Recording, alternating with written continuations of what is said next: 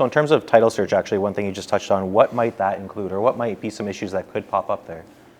Yeah, so when we do a title search, we are looking for, again, two big things. First and foremost, we are looking on what is actually registered on the title of the property.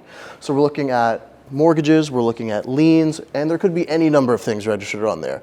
So the big thing when we do the title search is, as the purchaser, we are telling the seller what they need to do to give what's called clean title. Because in any agreement of purchase and sale, like I said, in one of those standard issue clauses, is the most important clause to me, quite frankly, is that the seller has the obligation to give the purchaser good and clean title.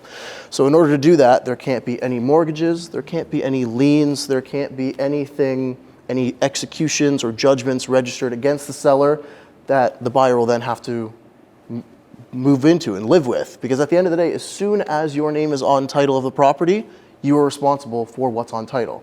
There's other ways around it. There's ways to get back and go after who caused the issues, but at the end of the day, for example, if there's a work order on title and I buy the property and there's a work order, the city's coming after me because my name's on title of the property. So that's the big thing with title searches, is we look to see what the sellers need to do in order to give us clean title.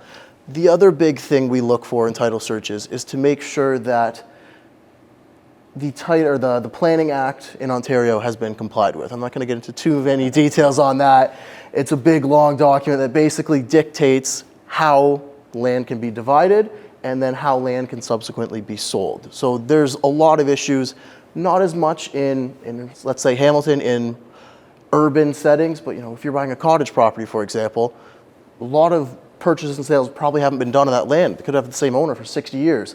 So we have to make sure that going back, when the land was divided, when the land was transferred 60, 70 years ago, it was done properly. Because like I said, at the end of the day, as soon as your name's on title, you're responsible for those issues. Exactly, yeah. Title search is something that's really big, and I feel like a lot of people kind of, it gets glanced over quickly in the process, but it's so important between the transaction for buyers and the lawyers and what they have to do, and I think it's important that people realize how much you guys do in terms of the title search. Absolutely, and then one more thing I will add is the other big thing with title searches, and I made a lot of comments about what needs to be deleted. There are certain things that can't be deleted from title. The most obvious example, given that new builds are becoming so much more common, builders typically register restrictive covenants on title of property, which say exactly what you can and can't do on that property. Typically, it's basic stuff. You can't alter the grading, you can't destroy their building, you can't build something subsequent because they want to protect their work. But again, if you're buying a new build property from someone who bought it from the builder, that restrictive covenant is likely in place. So that buyer needs to be aware, needs to know what they can and can't do with the property. So again, hopefully there's nothing, even easements with the city, hopefully they're minor, there's nothing to worry about. But at the same time, if you don't know about this restrictive covenant, you buy and you knock down this property and build your own, you could be looking at quite a bit of damages from the builder. For sure.